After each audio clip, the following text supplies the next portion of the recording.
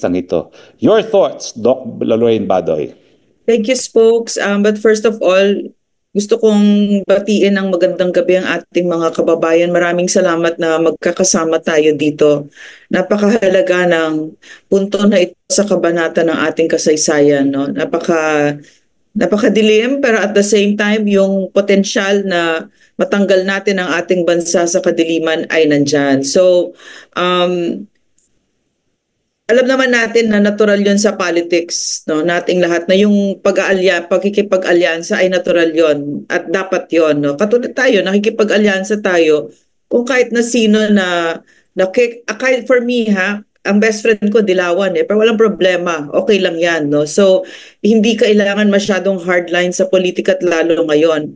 But I draw the line, hindi tayo dapat nakikipagsabuatan sa teroristang CPP, NPA, NDF. At yan ang hindi kapatapatawad sa Bongbong Marcos at Speaker Romualdez na administrasyon. Sinama ko administrasyon si Speaker kasi parang siya yung president, di ba? Pero yan yung hindi kapatapatawad. Hindi natin dapat tinotolerate yan kasi ang pakikipagsabuatan sa CPP, teroristang organisasyon yan no? Sa lahat naman ng pakikipagsabuatan, mapag-alyansa mo, ano ba yung CPP, ano ba yung pinaka-goal niya? Ang pinaka-goal niya ay pabagsakin ang ating gobyerno, pahinain ang gobyerno, para pag pinahina mo at pinabagsak mo ang gobyerno, hihina at babagsak ang Pilipinas at sila naman ang mamumuno. Yan yung pinaka-goal. Nakasulat yan sa constitution nila. No, sa lahat ng ginagawa nila, diyan sa Kongreso, sa bawat sektor ng lipunan, sa farmers, sa labor organizers, kahit sa call centers, alam natin yan, kahit sa mga OFWs, alam natin yan, no, nandiyan sila, sa migrante, CPP ang migrante. Iisa lang ang kumpas ng Central Committee ng CPP, at yan ay pabagsakin ang gobyerno. So itong pakikipag-alyansa ni Speaker Romualdez, hindi natin dapat yan papalalampasin. Actually, nakikita ko ngayon, komunistang bansa na tayo. We're a country without laws. Hindi na nire-respeto ang mga democratic rights natin. Kahit yung saligang batas, binababoy na. Di ba komunista yon? No? So, at saka yung walang respeto sa kritisismo, sa kasaysayan ng komunismo, yan kasama yan, yung pinapatahimik ang mga nagsasalita at pumupuna sa kanila. Bawal na bawal yan. Na ang itinuro naman sa atin, no, sa tatay ko kay PRRD, ang tinuro nila, freedom of expression is the greatest freedom. Tinuturo daw yan sa law school, spokes sa mga kababayan. Pero ngayon, pinapatahimik at binubusal kami, no? Yan yung kung bakit si Spokes is on the run right now. And I'm pretty sure, 100 million % sure, ang nasa likod niyan ay ang CPP, NPA, NDF. Nakakatakot kasi kapag ang leader ay mahina, madali siyang paikutin. At ang akala ni Marcos at ni Speaker Romualdez, sila ang nagko-control sa CPP. Yan yung sa Kabataan, Gabriela, at saka yung bayan, ACT na nasa loob ng Kongreso. Ang akala nila sila ang nagko-control dyan, pero sa totoo lang, puppet na sila. Sila ang puppet. Kasi ang hindi nila alam, ang CPP, NPA, NDF is a highly organized terrorist organization na bawat sektor ng lipunan nandyan sila, kahit sa simbahan, sa media, sa mga eskwela natin, and they've been in existence for 50 plus years, kalahating siglo. So ang kinakalaban nila ay isang teroristang organisasyon na highly organized, at alam na alam nila kung ano ang laro dito. In fact, yung nakikita natin ngayon, yung pinagsasabong ang mga tinatawag nilang naghaharing uri, no? Yan ang playbook ng CPP. So yung pakikipag-alyansa ni Speaker ngayon sa CPP, para meron siyang attack dogs, ang pinakatalo dito ang bansa. Kasi for a lot of reasons, no? So I don't want to take too much of anybody's time right now, so to give others a chance to speak also. Pero yung okay lang sa akin, sa ating lahat dito, yung tactical alliances with other political sectors, no? Yung Dilawan, whatever, kaya na paniniwala nila, di ba? Pero we draw the line with the CPP, NPA, NDF kasi teroristang organisasyon yan na ang hangarin niyan ay pabagsakin ang gobyerno at ang Pilipinas. At paano nila gagawin yon? Ang target nila ay mga anak natin. What is most precious to us? Doc Okay. Lorraine, lagi kasi nilang sinasabi na red baiting daw kapag sinabi natin na yung mga party list group sa Kongreso ay kabahagi ng CPP-NPA. Ano ba talaga ang pruweba natin kung meron na talagang itong mga tinatawag nila mga legal fronts ng mga party list groups ay kabahagi ng mas malawakang CPP-NPA, NDF? Spokes, yung pag sinasabi natin na ang Makabayan Black ay CPP, NPA, NDF, hindi ko yun opinion. Official stand yun ng gobyerno. Noong panahon ni PRRD. No? So I think it's still the same because NTF-ELCAC is still the same. Nandyan pa rin at naglalabas pa rin sila ng statement na ina-identify nila si Franz Castro, si Raul Manuel, si Arlene Brosas, etc. Tsaka yung mga prente nila, Gabriela, Kabataan, ACT. No? So ano pa? So that's one ano bang NTF-ELCAC? Isang tao lang ba yan? Hindi. Isang buong gobyerno yan. Andyan sa ahensya na yan. Andyan yung mga ahensya ng AFP, PNP, NBI, NICA, NSC, National Security Council, lahat nandyan. At iisa ang boses na sinasabi na ang Makabayan Black ay CPP, NPA, NDF. So that's one. Number two, sino pa nagsasabi? Mga dati nilang kasama. Mga former cadres. Libo-libo yan. Hindi lang si Ka Eric yan. Libo-libo nagsasabi niyan mula Apari hanggang Hulo. Yan ang sinasabi, no? Yung mga dating kasama nila na nag-surrender. So, yun ang pruweda. Solid ground. We're on solid ground. We're standing on solid ground. Ano pa?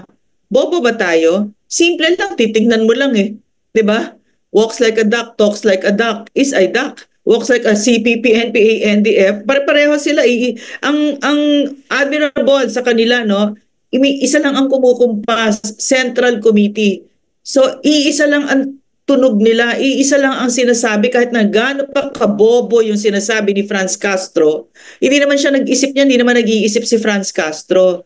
Ang nagtagasabi sa kanya, ang nag-uutos sa kanya kung ano sasabihin niya, kung anong gagawin niya, ay ang Central Committee ng CPP, NPA, NDF. No? So, iisa ang kumpas nila. Titignan mo naman yung mga itsura nila, pare-pareho naman eh. At saka yung mga batang namatay, no? Totoo. Hindi sila magaganda. Yung mga batang namatay, yung mga magulang na namatay, no? Iisang sinasabi, ang anak ko sumali sa Anak Bayan, LFS, Gabriela, Bayan Muna, ACT. Iisa sinasabi, no? So yun. We stand on solid ground. At saka yung red tagging na yan, pangtahimik lang yan sa mga pagbinubuko sila at sinasabi ang katotohanan tungkol sa kanila at tinatanggal ang maskara nila. Bakit mahalaga yon? Kasi yung mga maskara na yan, dyan sila, yan ang ikinabubuhay nila, yan ang bloodline ng CPP, NPA, NDF. Pag sumali ang anak mo sa Anak Bayan, hindi naman nila sinasabi, sali ka sa Anak Bayan dahil CPP, NPA, NDF kami. Hindi nila sinasabi ang katotohanan. Sinasabi nila, sali ka Anak Bayan, paglaban natin yung mga farmers, yung mga mahihirap, etc. Tapos may proseso, gagalitin tungkol sa gobyerno, at tapos iaakyat sa bundok para ma-meet ang mga NPA na gagawin pang mga bayani. Sa kanila sasabihin na CPP sila. Diba? So yun, panloloko. Panloloko ang ginawa. Well, tignan natin na Doc kung nandito na si Prof. Ana Malindogoy kasi gusto ko rin na bukod siya ay ating co-speaker dito, no? Madam Specker, nandiyan ka na ba? Madam Specker. Hello, Ma'am Ana. Nako. Ma'am Ana, nandiyan ka na. Mukhang nahihirapan siya pumasok ngayon, ah. Oo. Anyway, habang pumapasok pa si Ma'am Ana, no? Doc Lorraine, ano ang tingin ninyo? Bakit ngayon nagkaroon ng pagkakataon na parang nakikita natin na yung mga CPP-NPA na mga personalidad ang siya pang nagpapakulong sa mga kasundaluhan dahil nakita ko na ang mga nagpakulong pa doon sa mga sundalo, no, yung mga Colonel Grijaldo, yung mga General Wilkins, mga galing pa sa kanilang hanay, no. Bakit kaya nangyari ito? Nung panahon ni PRRD kasi napabagsak natin yan, napaluhod natin ang CPP, NPA, NDF sa loob ng Kongreso. Lampas 3 million votes, no? Dahil ang mga kababayan natin ay nakilaban din kasama natin, kasama ng gobyerno. So napabagsak. Kaso ngayon, ang totoong nangyari dito, realpolitik lang, no? Ang si Speaker Martin Romualdez, dahil sa kanyang kapagkaganid sa kapangyarihan at sa ambisyon, ang ginawa niyang attack dogs sa loob ng Kongreso ay ang CPP, NPA, NDF party list at yan ang Makabayan Block. So ngayon, dyan sila namamayagpak at makikita mo talaga ang muka ng CPP. Yun ang kagandahan na nakikita ko. Yung oportunidad na matapos na natin ito kasi madali nang ipakita sa mga kababayan natin. O tignan nyo, sino nagsasasayaw dyan pag impeachment? Hindi ba si Franz Castro? At saka sila talaga yung gumagalaw diyan. In fact spokes at saka mga kababayan, no, yung speech ni President Bongbong Marcos na napakapangit na speech, no, yung gutter, yung sinabi niya yung suka, etc. Nakikita ko CPP ang gumawa noon. So, ano yung goal, bakit, no? Walang panalo si President Bongbong Marcos doon sa napakapangit na speech niya na yon. So, sinisira nila si Bongbong Marcos habang sinisira si Inday Sara, 'di ba? So in the end, no, pag nasira nila 'yan, sila na yung So to answer your question, folks, bakit sila namamayagpag ngayon? Kasi binigyan sila ng oportunidad, ng resources ng gobyerno, ng pera ng taong bayan ni Martin Romualdez na hindi natin dapat palalampasin at patatawarin. May spokes, merong tanong dito. Pwede ko bang tanongin? I'm sorry, di ko alam yung pero sa tinatanong kasi ni may magandang tanong kasi dito. Or is there, am I correct about this this setup, spokes, or you first? You do it No, first. no, you can answer the question. Yeah, I can do it. Yeah. Oh, okay. So ang sabi dito, bakit sabi ni Mark, useless na ngayon ang NTF-ELCAC, wala nang pangil. Di gaya before nung kayo ang andon, Dr. Lorraine, nagkalat na din ang mga bangag at kriminal. Just today may pinatay na doktora 36 years old sa Kamsur. Then may 82-year-old female na nagkakalibing pa lang kahapon. Kanina nakita at tinanggal sa nicho at yeah. Masakit talaga yung nangyayari ngayon. Mark, gusto ko mag-respond na sinabi mo na useless na ang NTF-ELCAC. Hindi ako naniniwala na useless ang NTF-ELCAC.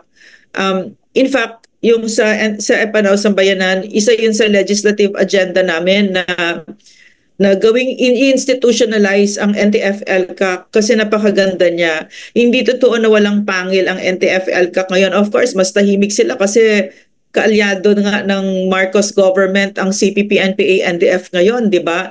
But to say na useless ang NTF-ELCAC, hindi totoo yon kasi tuloy-tuloy pa rin sila on the ground, no? At saka they're holding the line. So yun sa kagandahan niya, nakita na natin at alam na natin kung paano gawin ang totoong katahimikan at progreso para sa bayan at sa paniniwala namin, no, kasi lahat kami doon sa Epanao Sambayanan ay nag-NTF-ELCAC, no. Nakita namin na ito yung paraan, napakaganda ng NTF-ELCAC, yung barangay development program na diretsong serbisyo, ilang libong kilometers of farm to market roads, libo na mga eskwelahan, at diyan bumaliktad, no, ang ating mga kababayan. Yeah. Tawagin naman natin ngayon si co-chairman Prof. Ana Malindogoy. Prof, bukod sa iyong pagbate, no, siguro bilang isang propesora, isang political scientist, bigyan mo naman kami ng konting background. Paano ba na-develop itong CPP-NPA ngayon? At bakit, ang alam ko dati, nagsimula yan, Maoist, no, sumusunod sa mga Chino. No? Pero bakit ngayon parang naiwan na sila ng China at sila ay nagiging Maoist pa rin? No? At parang sila na lang ang natitirang Maoist sa buong daigdig. Prof. Ana, siguro yung pagbati at yung kaunting kaalaman kung sa kasaysayan itong CPP-NPA. Oo, maraming salamat Spokes at maraming salamat Doc Lorraine at magandang gabi sa ating mga kababayan na nanonood ngayon sa live stream natin. Ang live stream po natin paki-share, naka-live stream po tayo kay Spokes Harry Roque. And at the same time po, bigyan ko lang kayo ng parang guidance dito sa ating town hall. Kung gusto niyo pong magsalita at maglabas ng inyong saloobin, i-click niyo po yung icon na parang nakataas ang kamay na kaganito. Tapos mamaya po i-recognize namin kayo at bibigyan kayo namin ng pagkakataon makapagsalita po. So, yun. At lahat naman po tayo ay magkakaroon ng pagkakataon na makapagsalita. So far, ang nasabi sa akin kanina ni Spokes Attorney Harry Roque na paano nga ba itong si PPNPA, medyo mahabang kwentuhan yan, pero ang masasabi ko lang, yan ay actually nagsimula sa panahon ng martial law. Diyan talaga nabuo kumbaga na solidify at nabuo ang tinatawag mong the left movement of the Philippines, na kung saan nung time na yon ang nanguna dyan ay si Joe Masison at sila ang walang lumaban sa panahon ng diktatorya ni Ferdinand Marcos Jr. At fast track tayo sa 1986. In a way, I think the Aquino administration under Corazon Aquino, parang binigyan sila ng some political space, pero karamihan sa kanila nag-exile, no? Nag-exile. Pero kasi ang mahirap kasi sa CPP-NPA, it's not yung ginawa nila during the time of the martial law, na nilabanan nila ang diktatorya. In some ways, I would say na that was also turning point kung bakit din napabagsak ang diktaturyang Marcos ni FM. Ngunit ang mahirap kasi is yung kanilang means of kumbaga ang kanilang ultimate objective kasi is to overthrow the legitimate government of the Philippines at palitan nila, which is sa akin hindi ko siya sinasang-ayunan as far as I'm concerned, kasi syempre nagmula din ako sa UP Diliman in many ways. Nakita ko yan kung paano yung movement even nung panahon ko sa UP, na medyo mas mas bata siguro ako sa panahon ko when it comes to the movement. Tapos ngayon makikita mo andyan pa rin sila and still hindi nagbabago ang kanilang objective, which is to replace the government and replace it with them, which is sa akin hindi ganon at saka armed struggle ang kanilang pamamaraan, at kaya nga sila may tinatawag na NPA, kasi nga ang NPA is parang yung arm. Kumbaga sa isang gobyerno, sa legitimate government of the Philippines, mayroon kang government of the Philippines, mayroon kang armed forces of the Philippines. Ang NPA, ang New People's Army, is basically yun yung kanilang armed forces. Kasi ang naniniwala sila na there's such a thing as a parallel government. Sila, yung armed forces nila. However, nagiging enemy of the state sila, or enemy of the state ang categorization ng terrorist group, kasi marami din sila talagang ginagawa na hindi kaaya-aya. At talagang they're challenging the power and legitimacy of the Republic of the Philippines. So kaya nagkakaroon ka ng gitgitan at the moment between the armed forces at ang iyang mga yan. So ang categorization sa kanila ng Western countries, even the United States and even ang European countries, is terrorista talaga. And that's really, and even during the time, I think, of President Duterte, they were declared as terrorists. So, malinaw yon. Ang tanong ngayon, ang kanilang nagbago, ang ang pamamaraan.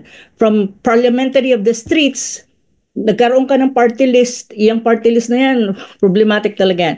Yung party list system, na kung saan pumasok sila sa mainstream na politika. Kaya makikita mo yung sinasabi kanina ni Doc Lorraine na marami sa mga front organization ng CPP-NPA ang nasa loob ng Kongreso. Precisely because pumasok na sila sa mainstream politics ng Pilipinas through the party list system. At ngayon, makikita naman natin na there's such a thing as an unholy alliance ng Romualdez Marcos and the CPP-NPA front organization and representative na nandyan sa House. Makikita mo yung unholy alliance precisely because it's political survival. And of course, makikita naman natin na sila talaga ay they're trying to push the Dutertes out of politics. Kasi alam nila na ang mga Duterte hindi papayag na mamayagpag sila. Pero you have to consider na there are two types. Right now, after 1986, nagkaroon ng dalawang faction yan. May tinatawag kang reaffirmist at mayroon kang rejectionist.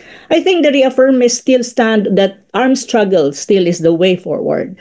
Sa ano naman, sa reaffirmist, marami dyan, ang kanilang means of struggle nila ay kumbaga engaging reform and engaging with the mainstream society and even government. So dalawang faction yan, pero at the end of the day parehas ang pinanggagalingan niyang history. At the end of the day left pa rin yan. So yun, alam niyo kung sino ang mga nasa reaffirmist at nasa rejections. Pero ang mahirap lang dyan, ang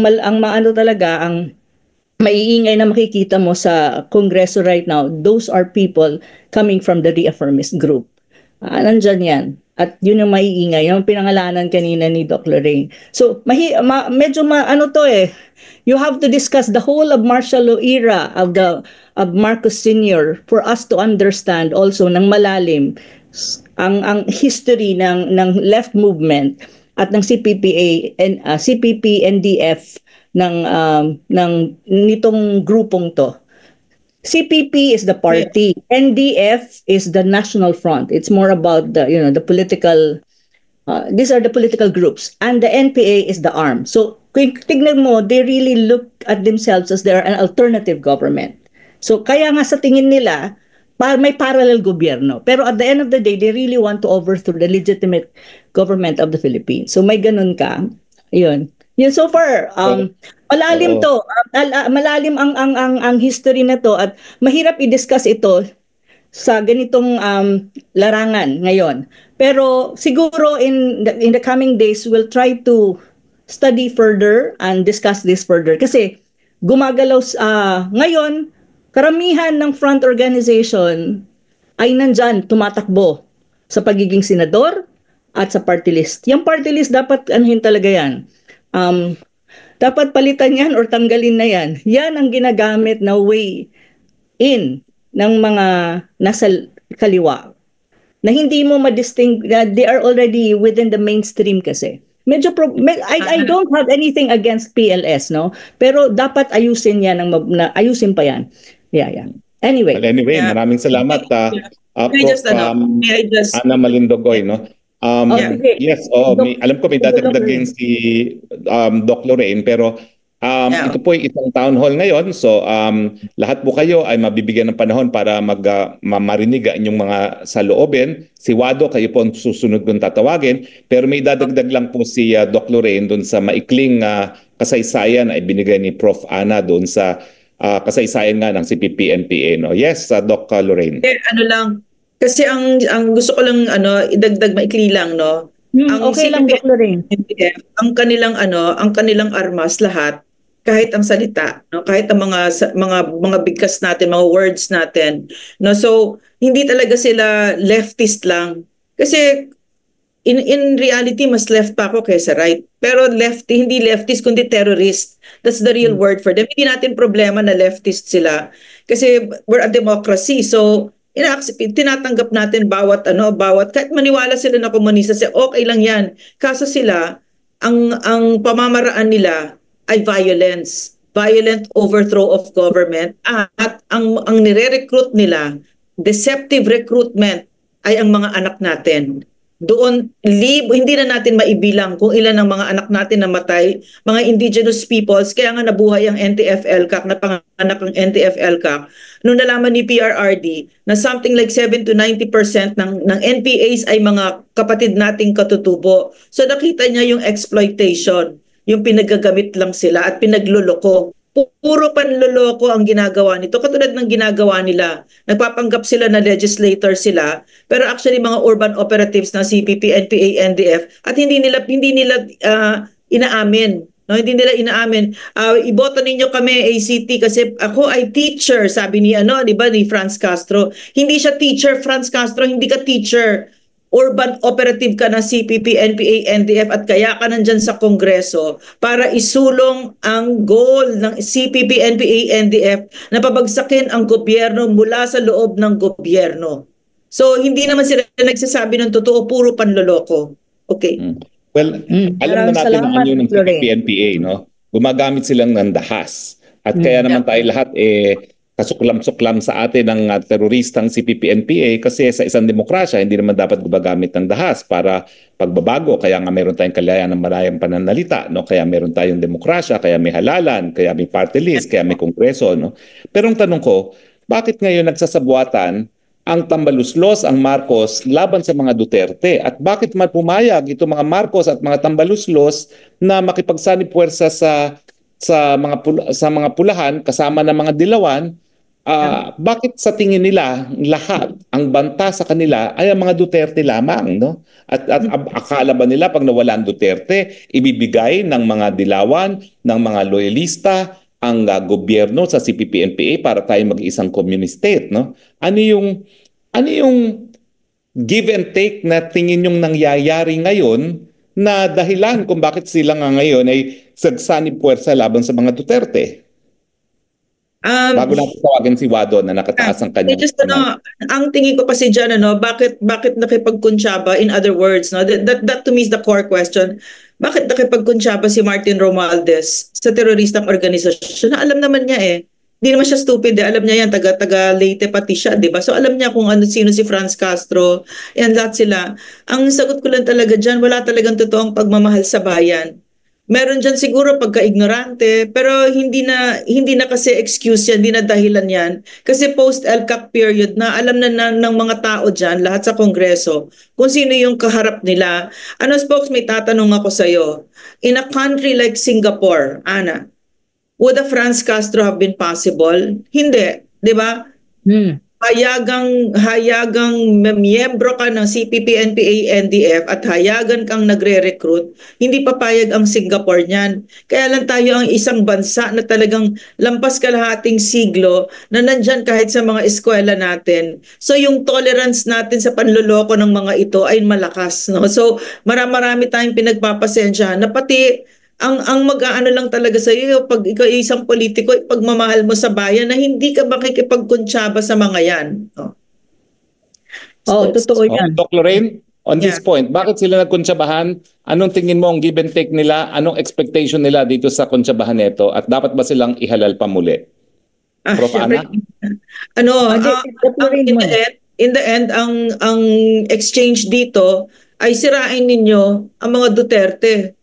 Para ako ay maging Prime Minister, President, kung ano man yung ambisyon ni Martin Romualdez, no? Na mukhang matayog ang ambisyon nito. Pero yan ang exchange nila. In exchange, ang CPP ay makakakuha ng milyon na mga ayuda. Nakikita natin, kasama na sila ngayon. Namimigay sila ng ayuda para makabalik sila sa poder. At hindi natin dapat papayagan yan. Kasi pag wala sila sa Kongreso, nandyan lang sila sa Carriedo, nagsisisigaw lang sila. Pero kapag sila ay nasa loob ng Kongreso or Senado, hawak nila ang kapangyarihan na napakalaki na ginamit nila lampas 2 dekada na pinagsasaktan nila yung ating mga kababayan na nasa kanayunan, na kahit yung mga kasundaluhan natin, ilan na ang namatay dyan. Kakagaling ko lang sa PMA homecoming. I was listening to stories of heroism. Iiyak ka talaga. I just found out that one of their of my husband was killed. He was still a teniente. Yung heroism na he held the line para protektahan ang mga kababayan natin. He was only 20 plus lang siya nung namatay siya at paulit-ulit na lang ito, no? At this point dapat sabihin natin tama na, ayaw na natin ito. So wag natin sila bibigyan ng big guns, ng kapangyarihan na malaki. Ang ibig sabihin nun, Senado, Kongreso, alam mo, ang lakas ng mga bunganga na mga yan mag-criticize ng mga corruption. Sila ang pinaka-corrupt. Isa pa yan, napaka-kurakot na mga makabayan block na yan. Hindi sila nagbibigay ng resibo sa atin kung saan nila ginagamit ang pera at ang sinasabi ng mga kadre, mga kasama nila, no? By day pupunta ang isang aktivista kunyari or NDF consultant kunyari sa Kongreso, kukubra ng pera diyan sa mga yan. Tapos ibabalik nila sa Leyte para gagamitin sa mga NPA. Tatanggalin na niya yung maskara niya na NDF consultant siya. Tapos NPA siya ulit. These are coming from their cadres mismo, sila mismo. No, na ilalabas namin sa korte yan. No, so tigilan na natin yan. No, tigilan na natin yung binibigyan, binoboto pa natin yung mga yan at hindi ito kaya ng kami lang or kahit ng gobyerno. Hindi natin kailangan protektahan natin ang ating gobyerno. Ang gobyerno ay hindi si Marcos, hindi si Romualdez. Tayo ang gobyerno. Kailangan protektahan natin ang mga institusyon natin na pinapasok ng mga teroristang ito. Huwag na natin silang iboto kasi ang masasaktan dito ay ang mga anak natin. Hanggang ngayon, tuloy-tuloy ang pagre-recruit. Habang pinagsasabong nila ang Marcos Duterte, si Franz Castro, Arlene Brosas pumupunta sa BJMP, kasama dyan si Adalberto Silva, top NPA leader, at saka si Vic Ladlad na Central Committee, at dinadala ang mga kabataan, mga anak natin sa PUP, at nagtiteach in dyan para ma-recruit sila. So tahimik sila gumalaw pero tuloy-tuloy na ang target ay ang mga anak natin. So ayoko na ito. I'm in my 60s. Ayokong mamatay na nandyan pa sila na ang apo ko pa mare-recruit nila or ang salinlahing Pilipino. Ngayon, gawin na natin ngayon habang tayo ang nandito. Okay. Prof. Ana, your thoughts on that question? Ako naman, give and take nila sa konsabahan nila ngayon? Ako nag-agree ako kay Doc Lorraine, no? At saka sa akin ang tingin ko, may concession yung si Romualdez at itong mga front operatives or what you call front organization na ngayon makikita mo nakakaano nga parang natatawa nga alam mo nakakainis na minsan hindi mo maintindihan na bakit if you really look at the Congress right now, itong Congress na to, makikita mo they really have this audacity and even that kind of nakakairitang confidence, nakakainis yung parang sa lahat ng hearing nandun sila, lahat ng hearing silang unang pinagsasalita, they are given the floor. Na para bang, ano ba ang kinain ni Romualdez at nakipag-alyansa dito? It's only one thing.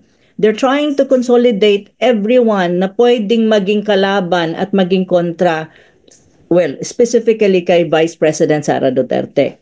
An exchange of all of this, ang dalawa lang yan, exchange of all of this is one thing, sabi nga ni Doc Lorraine, pera, funds. The second is they are all in one group, ganging.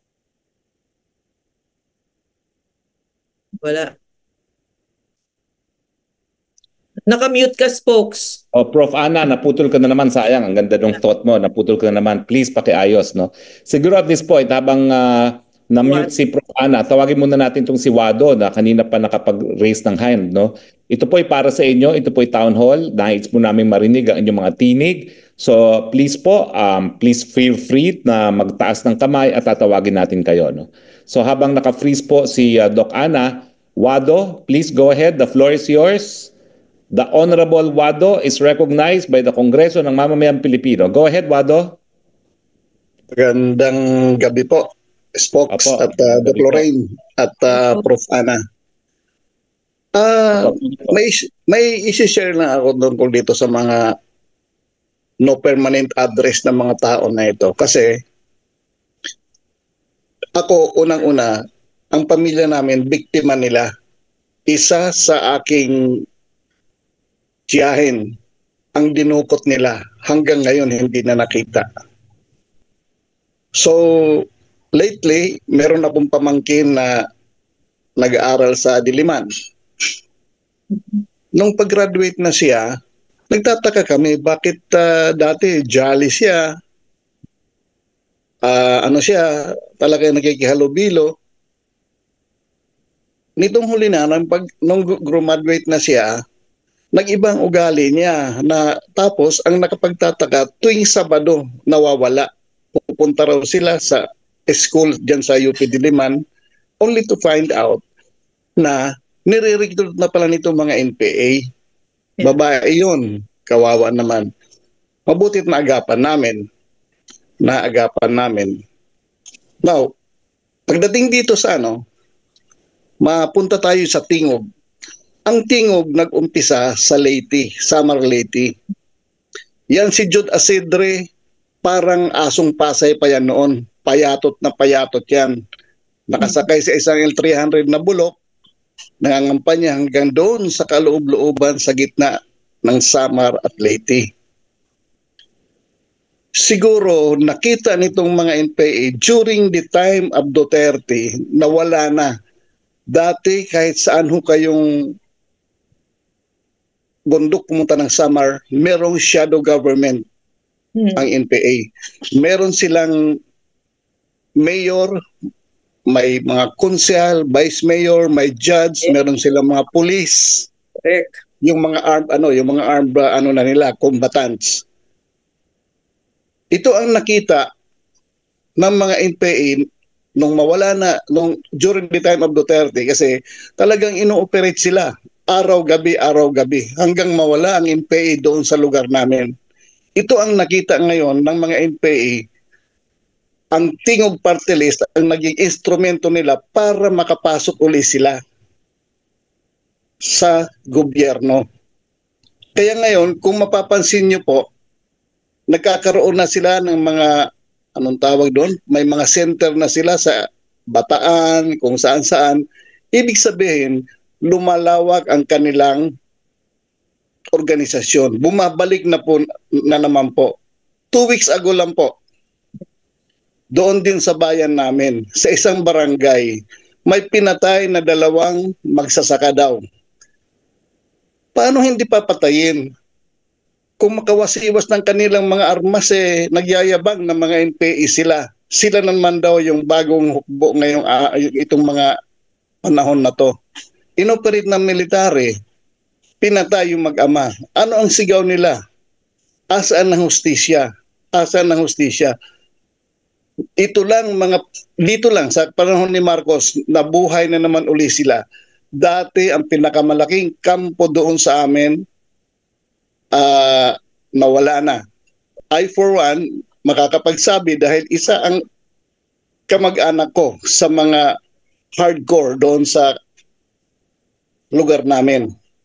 Kaya nakakasakit lang ng loob na aminin natin, talaga itong si Romualdez, through Tingog Party List, ay talagang harap-harapan na nakikipagsabwatan dito sa mga NPA neto para palawakin ang kanilang puwersa, palawakin ang kanilang impluensya sa loob, mas lalo na sa labas ng Kongreso. Kasi andyan na sila sa loob Iisa na, meron na sila sa Senado, meron na sa loob. At meron sa Kongreso pala, meron na sila. Kasama na dyan si Romualdez. Yan si Romualdez, hindi naman marunong mag-oray yan. Yeah. Ginagamit lang yung hindi ginagamit lang niya yung ng pagiging Romualdez niya dahil taga Leyte, pero actually hindi yan born and raised sa Samar Leyte. Diyan yan sa Forbes yan ipinanganak. Ginagamit lang nila ang Samar Leyte kasi ang kahirapan ng Samar Leyte, ayaw nilang umunlad para yan ang gamitin nila, lalo na nitong mga NPA, para makondisyon ng mga tao na yan ang kanilang tagapagligtas. Yan ang kanilang tagapagligtas. So ngayon, talagang Doc Lorraine, bumalik na naman po. Confirm po yan. Kasi ako rin may nakakausap din ako ng mga dating mga kasama. Yan naman ang tawagan lagi Yeah. Umaano na naman, talagang full-blown na naman sila. Bumalik na naman ang shadow government ng isang, kasi by sector yan halimbawa sa may mga guerrilla front sila Each guerrilla front, meron silang shadow government. Merong mayor, vice mayor, judge, may mga advisor. Ando na lahat. Bumalik na naman sila ngayon doon sa amin. Kaya nakakainis lang na pinagpaguran nyo ito, Doc Lorraine, pinagpaguran ni PRRD na buwagin at tanggalin talaga ang CPP-NPA. Pero pagdating dito sa panahon ni Bongbong, andyan na naman. Talagang kumbaga, So, Pwede. Kawawa ibig tayo. sabihin, Wado, no? Ibig sabihin, parang naggagamitan sila, no?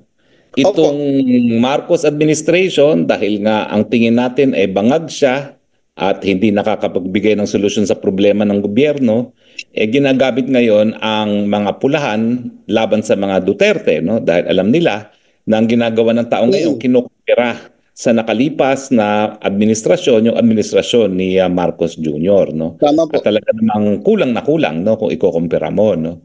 At Oo, ang tama kapalit po. naman nito, sabi ni Prof. Ana, ay yung perang nakukuha ng mga legal fronts ng CPP-NPA diyan sa Kongreso. No? At alam natin na napakalalaki niyan. Nandyan ang AKAP, nandyan yung AIX, nandyan yung INPRA. No? Na ang sabi Tama po ng yun. mga dati kong kasama dyan sa Kongreso, umaabot na sa 50% ang ninanakaw nila sa mga proyekto na kalye at mga iba pang infrastruktura.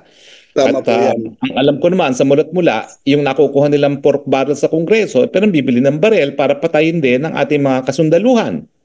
Sa Tama panahon po. ngayon, ang nakakalungkot pa, tinanggal No. pa yung para sa pensyon ng ating kasundaluhan at tinanggal pa yung pondo na para sa modernization.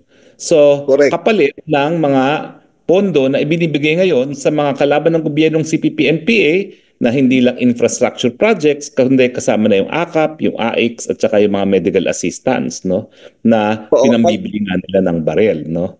So, ang basa nga ng ano, gamitan talaga, Wado, no, tama, gamitan. tama.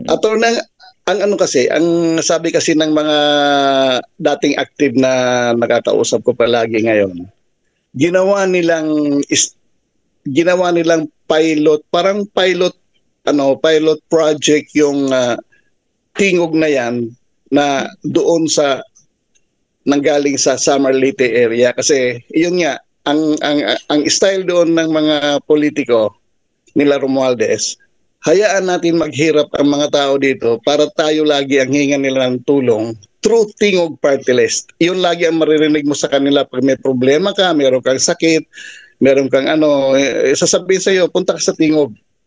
So magiging utang na loob mo na yan. Tapos lalo na yung mga taga-bundok, yung mga hindi naman sa pagmimino sa kanila kasi wala naman talaga mga pinag-aralan yan. Yung iba talagang babanggitin lang, punta ka sa tingog.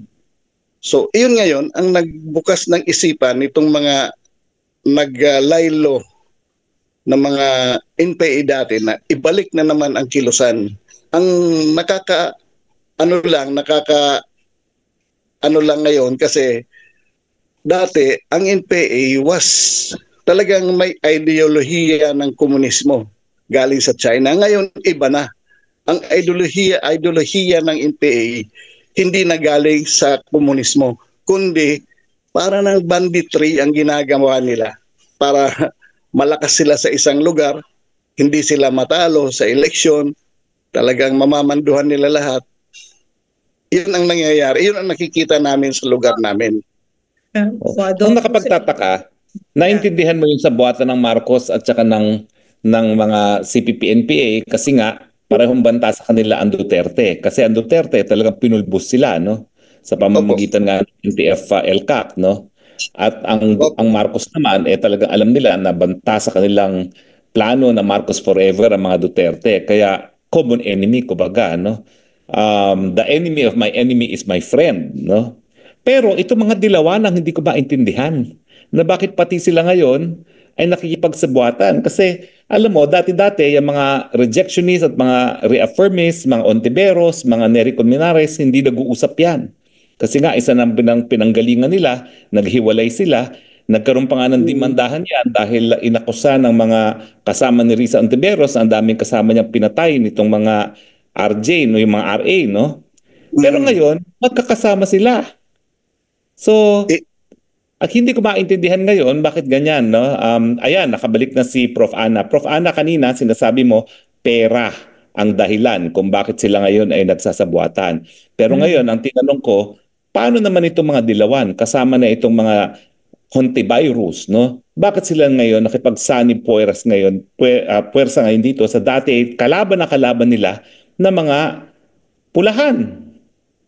Oportunista din ang mga dilawan Oportunista din Kasi ang ano lang naman nila, actually ang common ground nila kung bakit sila may tinatawag na unholy alliance is precisely because gusto nilang ma-eliminate talaga ang mga Duterte sa political Tama. landscape ng Pilipinas. Yun naman talaga yan eh. Ultimate goal nila yan. So kahit na sila-sila actually nag-away-away yan, may mga banggaan yan, pero dahil lang dyan sa kanilang parang vindictive na stand against the Dutertes, meron silang tinatawag na unholy alliance. Pero mark my words, folks, at saka Doc Lorraine. Kasi wala yung mga loyalty sa isa't isa eh. Magbabanggaan din yan in a matter of time. Because all of them are opportunist eh.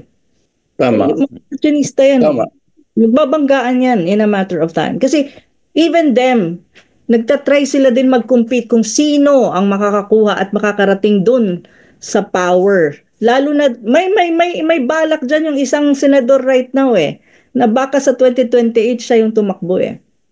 Si Risa. Si Risa. Yun yung sagot doon, si Risa Ontiveros. Si Risa. Ontiveros. Ambisyosa rin ang Ontiveros no? Yeah. Kaya nga po, Sa tingin niya, pag nagsanib-sanib puwersa ang lahat, mananalo siya, no? Pero pag-away-away yan sila in a matter of time. Pag nawala siguro pag nawala ang mga Duterte, si VP Sara, mag-away-away. Pero right now, nag-join force sila para gamitin nila na mawala si VP Sara ang kanilang pinaka-background na arm dyan, Tingog Party List. Kasi inaano na nila nationwide ginagaya nila yung Malasakit Center Tuwan-tuwa naman itong mga ito, nagkakaroon ng Tingog Party List center, pero at the back of Tingog Party List is New People's Army. Iyan po ang totoo dyan. Totoo yun, yung mga bangayan na yan sa politics. I mean, si Risa Ontiveros, libre naman mangarap Karapatan niya yan Gusto niya maging president. Bahala siya pa sa ilusyon niya na yon, di ba? Wala akong pakialam doon Nalulungkot ako kasi sa bangayan na ito, nakakalimutan magsilbi sa bayan. Puti sana na iisip pa nila magsilbi. Parang wala na Ginagamit na lang ang taong bayan para sa mga boto, di ba? Kasi si Martin Romualdez, yung tingog na yan, wala naman yung sinasabi mo, Wado, totoo yun Gusto nila talaga na may utang na loob ang Pilipino sa kanila, di ba? Patronage politics, trapo, bulok. Malamang tayo dito, lahat tayo nanggaling sa mahihirap na pamilya, di ba? So alam natin yon, no? Pero nakaahon tayo sa kahirapan dahil may nagbigay ng scholarship, di ba? Nagkasakit ang natin, hindi nabaldado sa sakit dahil may libreng ospital. So yun yung trabaho ng gobyerno, magsilbi ka sa mahihirap para hindi sila lugmok sa kahirapan. PRRD sabi niya, huwag kang pumasok sa politika kung hindi mo mahal ang mahihirap. Kasi ang mahihirap, ang meron lang sila gobyerno. Diba? So, pag hindi natin ginawa trabaho natin, lugmok sila sa kahirapan. So, dito sa bangayan na yan, ng mga ambisyosong yan, no, na wala namang mananalo dyan, ang nagsasuffer dito ang Pilipino. Pag pumunta kayo ngayon sa PGH, kasi pumupunta ako doon, meron akong project dyan, no? Iiyak kayo kasi makikita mo nakaratay na sa corridor, sa sahig, yung mga kababayan natin na nangingisay, nag-epileptic seizure kasi wala nang gamot, hindi katulad nung panahon ni PRRD. 100 million a month, meron silang binibigyan ng Office of the President, di ba? So sa bangayan na ito, puro ambisyon, puro pagnanakaw sa taong bayan, nakalimutan na ang pinakamahihirap dito. No, so yung sinasabi ni Wado dito, no, na andyan na sila sa loob ng Kongreso. At parang pero kasi galing nga ako sa PMAAA, PMA na alumni homecoming at ang nakita ko doon, alam nyo, at saka yung natutunan ko talaga sa NTFL at sa pagsilbi kay PRRD, pag ang taong bayan ay nagkaisa, hindi tayo matatalo. No? So, napakalaking bagay kahit na dito na muna kasi nakaka-recover talaga ang CPP, NPA, NDF, no? Nakikita na natin on the ground, no? So dito tayo magtutulungan. Huwag na natin sila ibalik sa Kongreso. Andyan pa yung bulok na party list system. Sige lang. Sige lang. Pero wag na natin sila iboto natin yung totoong makikipag-away sa kanila, no? Talagang tatapusin na ito. Opo naman. Yeah. Biro mo, Doc Lorraine, yung, di ba dati may kalahi? Kalahi kids, yes, DSWD. Oo, yung kalahi. Ngayon, sa buong Summer Leyte, putol ang kalahi. Kung may problema ka, pumunta ka sa Tingog. Sabi ko, sino ba kako ang ano diyan? Kalahi. Ang kalahi kako, yan ang unang ano, yan ang main ano kumbaga sa mga rural development eh. Ngayon bakit Tingog na? Sino ba si Tingog? Sabi ko, mukhang asong ano lang yan, asong gusgusin ng araw sa Pasay yan si Jude Asedre. Ngayon baboy na eh. Yeah. Sabi ko, grabe. At saka ayaw natin ng palimos. Ayaw natin ng nililimusan tayo. Yun ang kaya ako sinasabi na nanggaling tayo sa marami tayo dito galing sa mahirap na pamilya, di ba? Ang kahirapan hindi naman yan character trait, hindi yan permanente. Isa lang siyang kondisyon sa buhay na pwede tayong umalis dyan. Basta ang gobyerno ginagawa niya ang trabaho niya.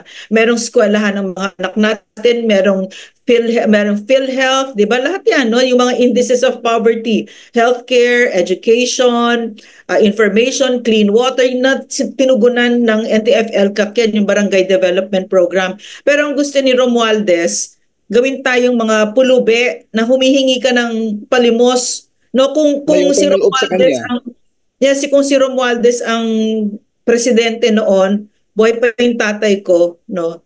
Hindi kami aabot, hindi siya magre-retire na justice ang tatay ko, hindi siya naging abogado, hindi kami makakaahon sa kahirapan. Gusto niya mga ignorante tayo para nakikinig tayo sa kanya at madali tayong imanipula. Yan ang gusto ng mga totoong walang pagmamahal sa bayan. Tsaka number 2, kung bakit ginagawa ni Romualdez yan, wala siyang alam. Wala siyang alam paano magsilbi ng totoo sa bayan. Hindi niya alam paano magpatakbo ng gobyerno. Kami ni Spokes, nakasama namin si PRRD, napakahusay. Alam niya kung ano ang gagawin para bumuti ang buhay ng Pilipino. No, kaya under his term nagkaroon tayo ng golden age of infrastructure, etc., etc., free college education. Ngayon wala na naman lahat 'yon, biro mo. No? Wala na, cut off na rin po pati doon sa amin yung mga scholar. Pupunta ka sa Tingog. Kahit yung yung Malasakit Center ngayon, wala na. Pag may problema ka, yung isang dating kasama, dating nasa Kilusan na nagbalik loob, nagkasakit. Sabi ko, humingi ka doon sa Malasakit Center. Wala na raw, wala raw po doon Malasakit Center, pumunta raw ako sa Tingog. Ayaw niya dahil alam niya na ang Tingog is NPA.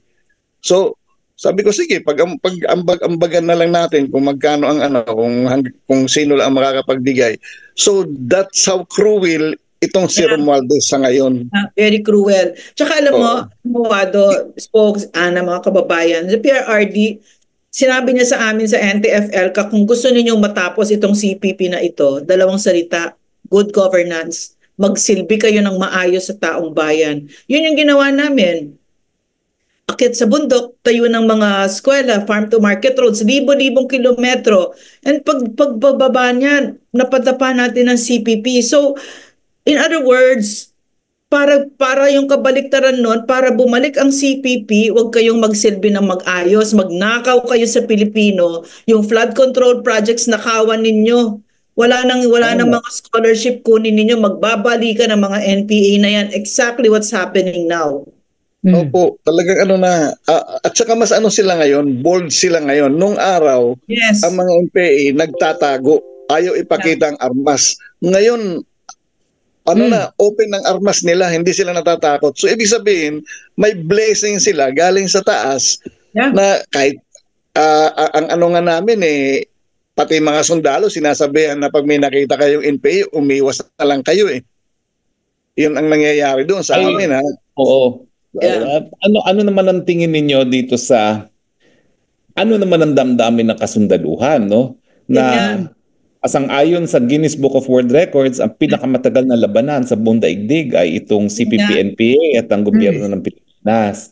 At ngayon, nakikita nila na yung mga pumapatay ng kanilang kapwa sundalo, ngayon nagsasabuatan dyan sa Kongreso. At